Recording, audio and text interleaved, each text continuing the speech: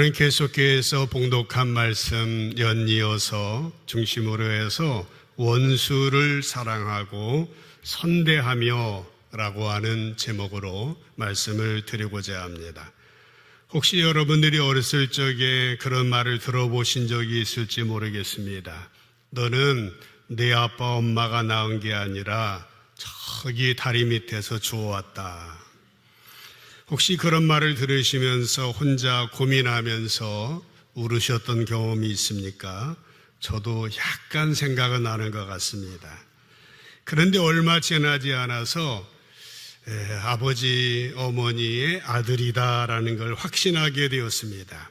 어느 날 학교에서 호적등본을 띄워오라고 해서 호적등본을 받아보니까 제가 태어나기도 상당히 오랜 십수년 전에 제 이름이 호적에 올라가 있더라고요.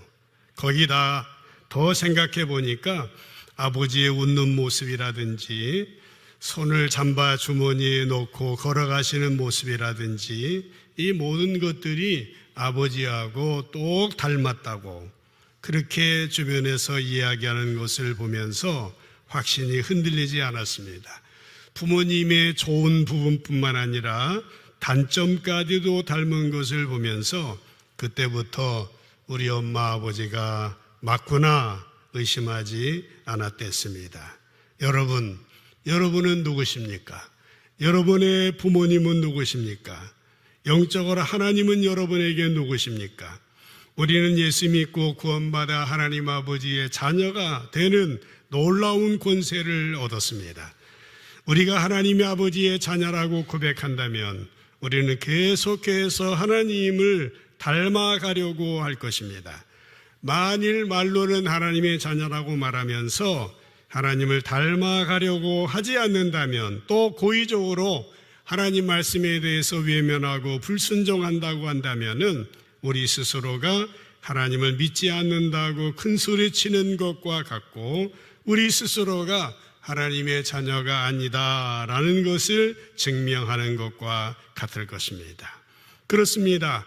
우리가 하나님의 자녀라고 한다면은 하나님을 닮아가려고 애쓰게 되고 계속해서 예수 그리스도의 성품으로 연결어져 가고 이겨져 가는 것이 맞은 것입니다. 지난 주간에 우리들은 예수님의 누가복음 평지수훈의 말씀의 첫 부분을 통하여서 사복사화의 말씀을 나눴습니다.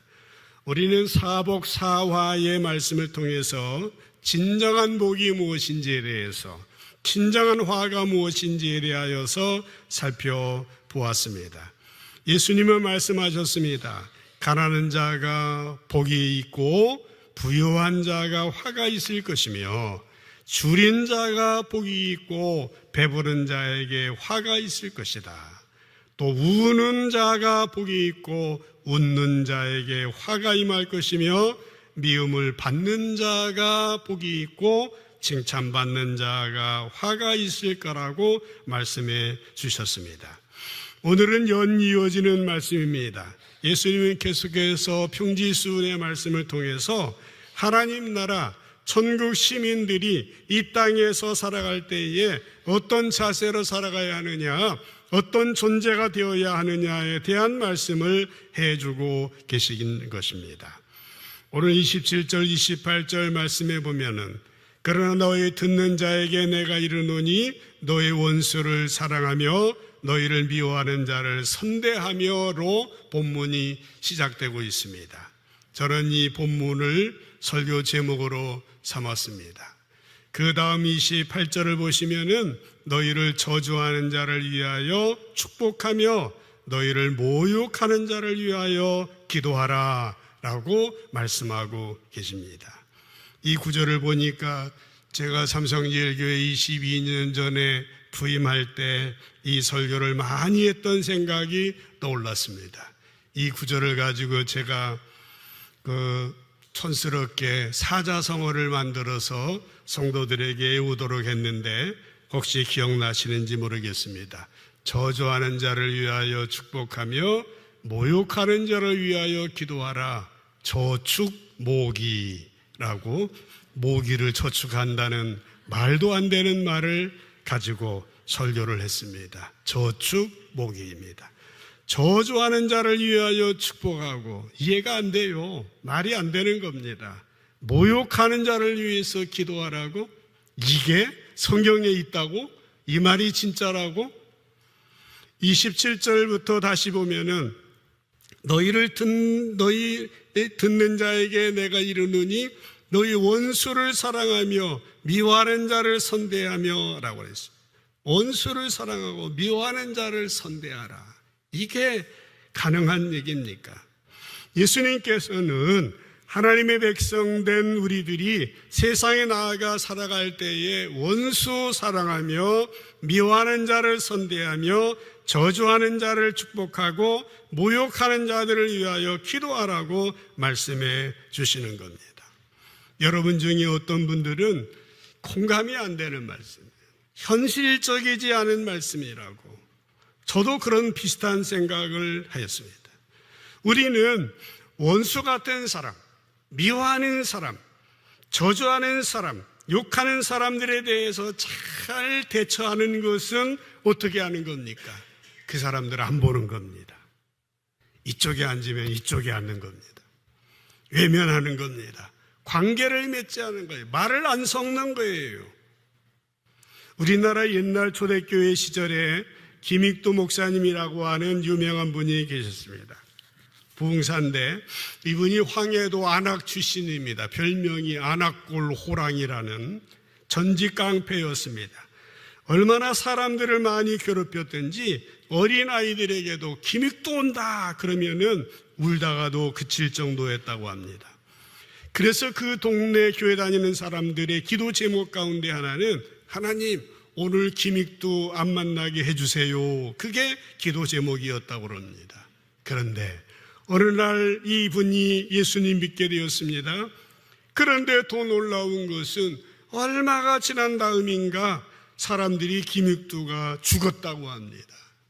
그래서 장례식이 있다는 교회에 가보니까 진짜 죽은 게 아니고 김익도가 세례받는 날이었습니다. 세례받는 날이 죽는 날입니다, 여러분. 옛사람은 죽고 새사람은 살아나는 날입니다. 그게 장례식이 맞긴 맞죠. 사람들은 더 이상 깡패를 만나지 않게 되었다고 기뻐했습니다. 그러던 어느 날 이 김익도 목사님이 시장에 성경책을 들고 나타났습니다. 어떤 사람이 궁금합니다. 김익도가 정말 변했는지 시험해 보기 위해서 물통에 물을 가득 담아가지고 김익도의 머리에 뒤집어 씌웠다고 합니다.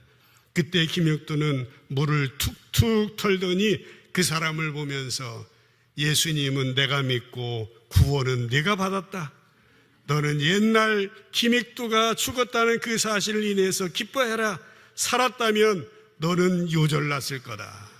살아남지 못했을 거다라고 말했다고 합니다. 우리들 대부분은 내가 싫어하는 원수 같은 사람이나 나한테 잘 대해주지 않는 사람은 아예 만나지 않거나 피하는 것이 상책이라고 생각합니다. 대부분 그렇지 않습니까? 그러나 오늘 예수님께서 오늘 본문 가운데서 하나님 나라, 천국, 시민의 생활은 그래서는 안 된다. 한 걸음 더 나가야지면 된다.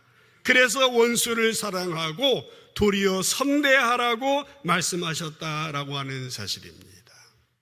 사실 우리들은 이 말씀을 듣고도 별로 놀라지는 않습니다. 왜요? 성경에 항상 써 있는 말씀이니까 예수님이 그렇게 가르쳤겠지라고 생각할 겁니다. 그러나 예수님 당시에 예수님의 말씀을 들었던 사람들은 달랐습니다. 그들은 자신들의 귀를 의심했습니다. 예수님이 혹시 잘못 말씀하신 것이 아닐까 생각을 했습니다. 왜 그렇습니까? 당시 그 어떤 유대의 랍비들도 예수님처럼 가르치지 않았습니다. 물론 구약 레위기 19장 18절에 보면은 원수를 갚지 말고 동포를 원망하지 말며 내 이웃 사랑하기를 내 자신같이 하라고 하는 말씀도 있었습니다. 하지만 또 동시에 레위기 24장 20절에 보면은 상처에는 상처로, 눈에는 눈으로, 이에는 이로 갚을지라 남에게 상해를 입힌 그대로 그에게 그렇게 할 것이며 라고 분명히 구약의 율법에는 이렇게 기록이 되어 있습니다. 유대교의 랍비들은 이제 유대 사람들에게 제한된 범위 내에서 보복하는 것은 당연하다라고 이렇게 가르쳐 온 지가 1500년이라고 하는 시간이 지났던 것입니다. 그래서 유대인들의 마음 가운데에는 이런 보복이 당연한 거다라고 생각을 했습니다만은, 그러나 예수님의 가르침은 차원이 달랐습니다. 예수님은 이웃 사랑하는 것은 당연한 것이어서 말할 수도 없는 것이다. 이웃 사랑하는 것은 당연한 거거니와 이제 천국 시민들은 어떻게 살아야 되느냐? 원수를 사랑해야 되고 미워하는 자를 선대해야 되고 저주하는 자를 위해서 축복해야 되며 모욕하는 자를 위해서는 기도해야 된다라고 가르치신 겁니다. 예수님은 율법을 굉장히 확대해서 설명하시면서 적극적인 자세를 명령하셨다라고 하는 사실인 것입니다. 여러분, 예수님이 이렇게 말씀하신 의도는 무엇입니까? 예수님이 이렇게 말씀하시는 것은 우리에게 부담감을 팍 주려고 그렇게 말씀하시는 겁니까? 예수님이 원수를 사랑하고 미워하는 자를 선대하고 저주하는 자를 축복하고 모욕하는 자를 위해서 기도하라고 말씀하신 이 말은 어떤 말입니까? 예수님은 친절하게 부언 설명해 주고 계십니다. 29절 30절에 연이어서 보면은 너의 이 뺨을 치는 자에게 저 뺨도 돌려대며 내 겉옷을 빼앗는 자에게 속옷도 거절하지 말라. 내게 구하는 자에게 주며 네 것을 가져가는 자에게 다시 달라고 하지 말라라고 말씀을 하고 있는 것입니다. 이 말씀과 동일한 말씀이 마태복음 5장의 산상수훈에도 나와 있습니다. 마태복음 5장 38절로 42절 말씀을 보겠습니다. 좀 길은데 같이 한번 읽어보겠습니다. 시작. 또 눈은 눈으로 이는 이로 갚으러 하였다는 것을 너희가 들었으나 나는 너희에게 이르노니 악한 자를 대적하지 말라.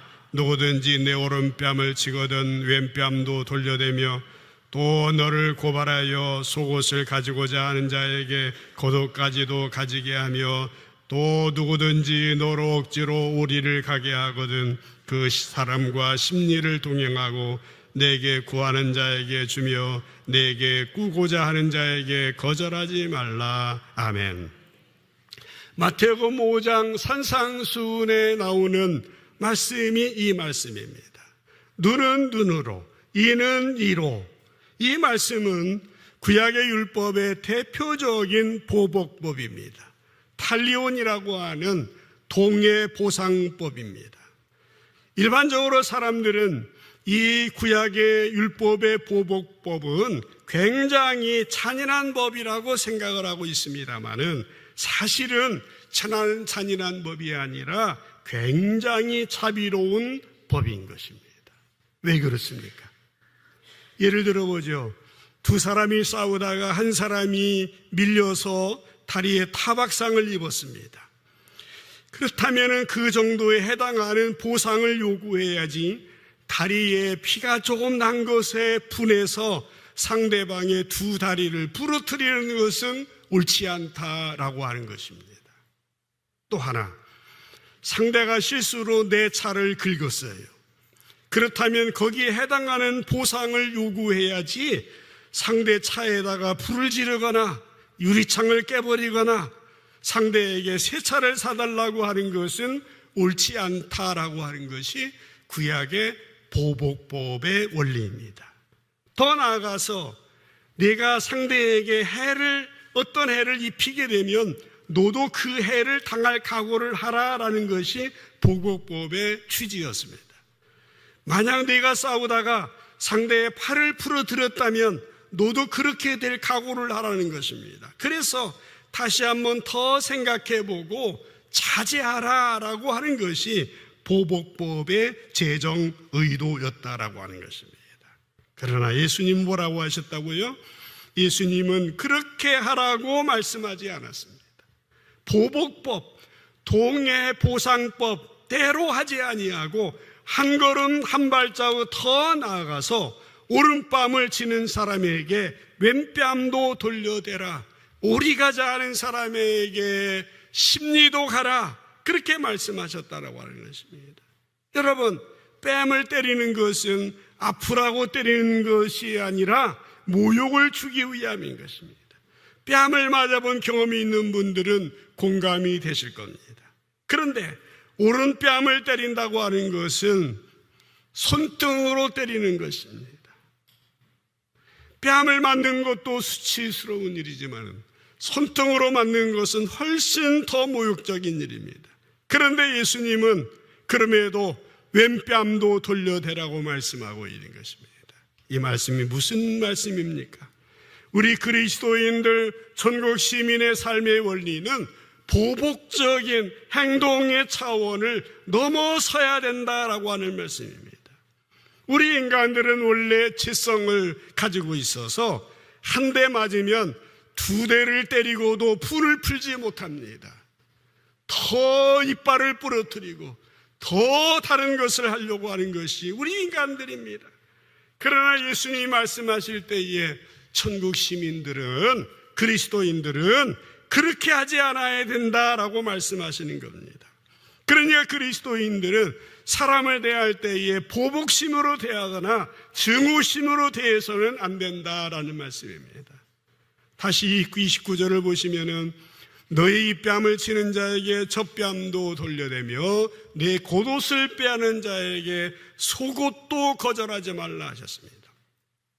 당시 대부분의 가난한 유대인들은 겉옷과 속옷이 한 벌이었습니다.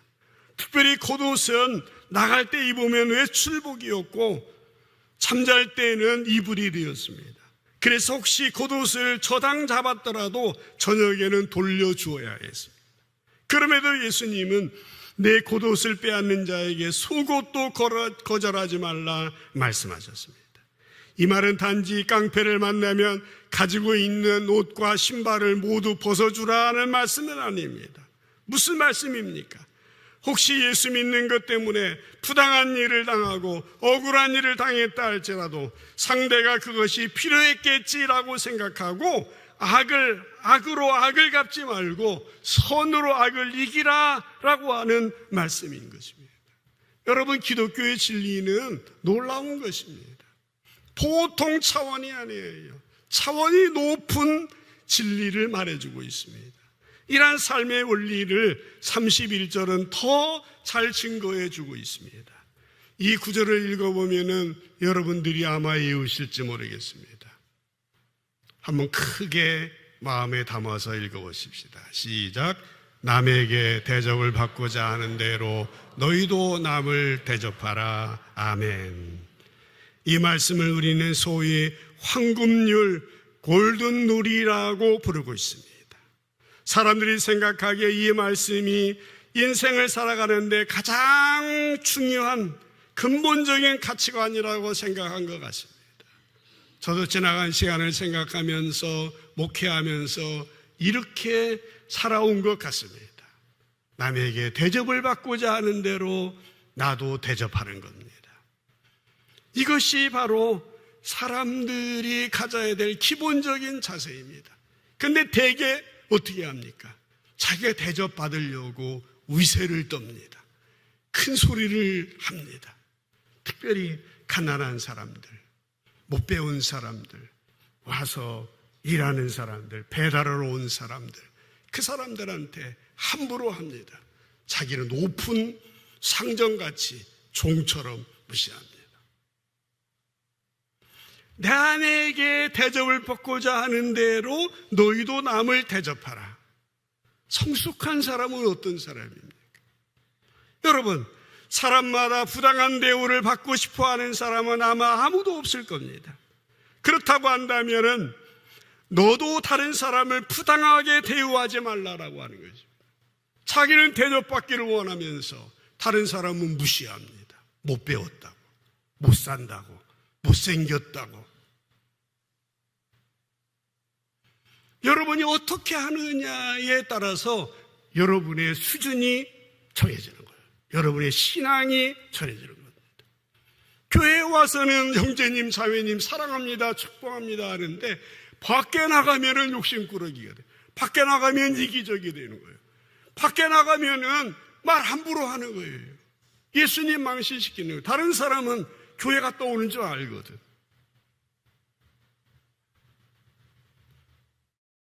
미리미리 이 말씀을 했어야 되는데 제가 은퇴를 앞두고 마지막 메시지라고 생각해요. 나보다 어린 사람에게 내가 어떻게 하느냐?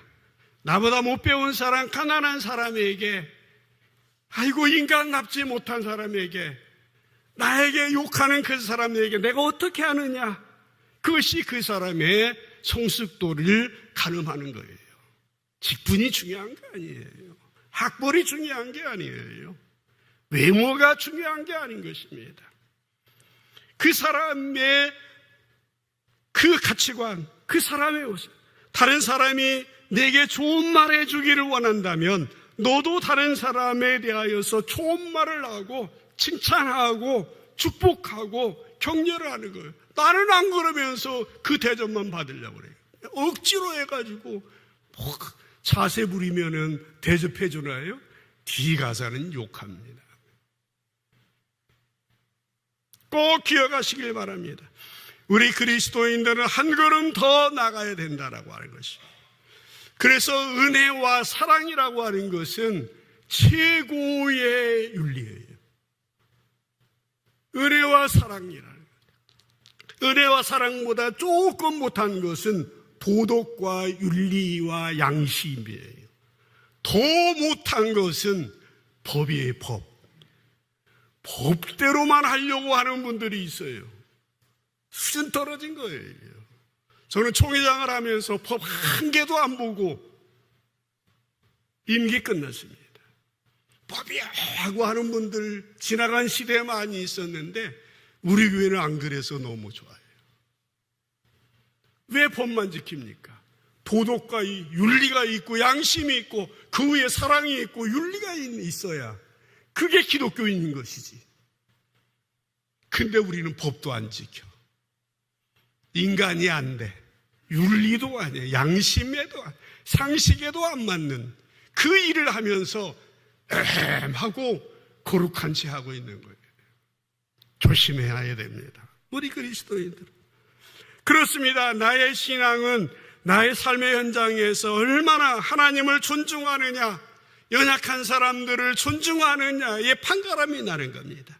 그러나 오늘날 많은 그리스도인들은 예수님을 주인으로 모신다 말하면서도 정작 모시지 아니하고 마치 내가 부릴 수 있는, 내가 이용할 수 있는 종으로 생각하는 것 같습니다. 현대 그리스도인들이 예수님을 어떻게 대하는지에 대한 그 기록한 글이 있어 하나 소개하려고 합니다. 월요일 날 주님이 내 집에 오셨지만은 너의 마음은 아들, 딸 생각으로 꽉 차서 내가 들어갈 자리가 없구나 하시고 문간에서 돌아가 버리셨다. 화요일 날 놓고만 하신 주님은 발길을 돌이키셨다. 너의 집은 돈으로 꽉 차 있어 발들일 틈도 없구나. 수요일 날 나를 부르시던 주님은 슬픈 낮이 되셨다. 세상 재미에 귀가 먹어 내 음성은 못 듣는구나. 목요일 날 주님은 화를 내셨다. 내가 찾아왔는데 피곤하다고 인사도 안 하니? 금요일 날 주님은 우셨다. 뭐라고? 날 보고 다시 한번 십자가에 못 박히라고? 토요일 날 거센 노크 소리와 함께 주님의 고함 소리가 들렸다. 이젠 문도 안 열어주냐? 주일날 교회에 갔더니 주님께서 반갑게 맞아주셨다. 날마다 내 집에 가도 들어갈 자리가 없었는데 그래도 주일이라도 잊지 않고 잠깐 들러주니 정말 고맙다. 여러분 어떠십니까? 혹시 예수님을 그냥 돌아가시게 하는 이 현대인의 모습이 우리의 모습은 아닙니까? 여러분 상대에게 대접을 받고 싶은 대로 상대를 존중하는 것, 하나님께 인정받고 싶은 대로 하나님을 존중하는 것이 성숙한 신앙인의 모습이고 성숙한 신앙으로 가는 첫 발걸음이라고 하는 사실인 것입니다. 여러분, 예수님께서 지금 우리에게 말씀하신 대로 살 때에 우리가 세상에서 손해보고 억울하게 살아야 되는 것처럼 보일 수도 있습니다. 그러나 그럼에도 불구하고 예수님은 우리에게 그렇게 살아야 될 이유를 35절 36절에서는 말씀하고 있습니다. 오직 너희는 원수를 사랑하고 선대하며 아무것도 바라지 말고 구워주라. 그리하면 너희의 상이 클 것이요 또 지극히 높으신 이의 아들이 되리니 그런 은혜를 모르는 자와 악한 자에게도 인자하시니라. 너희 아버지의 자비로우신 같이 너희도 자비로운 자가 되라 말씀하고 있습니다. 주님은 우리가 원수를 사랑하며 선대하며 살아야 될 이유를 말씀하고 있습니다. 두 가지 찾을 수가 있습니다. 하나는 그런 삶을 살아갈 때에 천국에서 보상이 있기 때문에, 천국에서의 상급이 있기 때문에 그런 것입니다. 우리가 이 땅에서 아무리 애를 쓰고 노력하여 엄청난 업적을 쌓아두었을지라도 그것으로 하나님께 상급받지 못합니다. 중요한 것은 뭡니까? 내가 얼마나 사랑했느냐, 내가 얼마나 용서했느냐, 얼마나 인내하고 품어주었느냐, 얼마나 자비를 베풀고 절제했느냐를 보고 상을 받는 것입니다. 원수를 사랑하고 원수에게 선대하는 자가 복을 받는다라고 하는 주님의 말씀 기억하셔서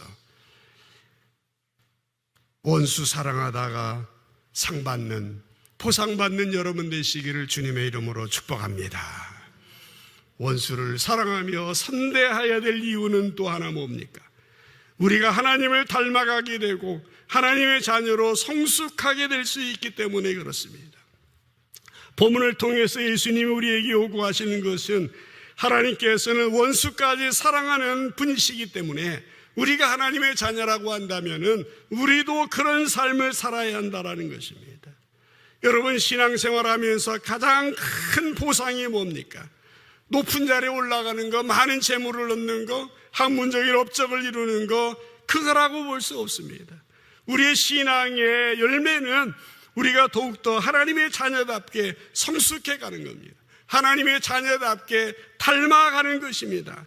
이것이 그리스도인의 가장 큰 기쁨이요 자랑이 되어야 하는 것입니다. 부모가 훌륭할수록 자녀들에게는 그 부모를 닮아가는 것이 자랑이 되지 않겠습니까?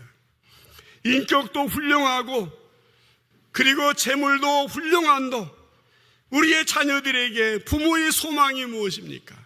하나님의 모습을 닮아가고 성숙한 자녀가 되어지도록 하는 것이 부모의 소망이라고 하는 사실입니다. 하나님께서 우리를 인도하시는 것도 동일합니다.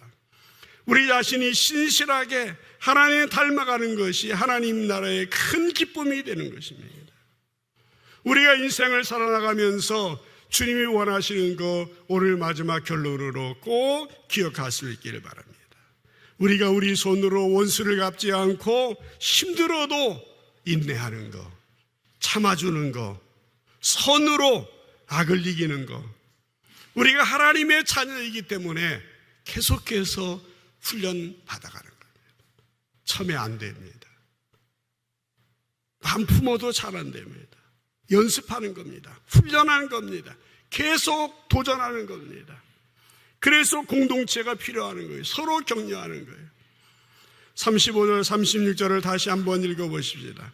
오직 너희는, 같이 한번 읽어요. 시작. 오직 너희는 원수를 사랑하고 선대하며 아무것도 바라지 말고 구워주라.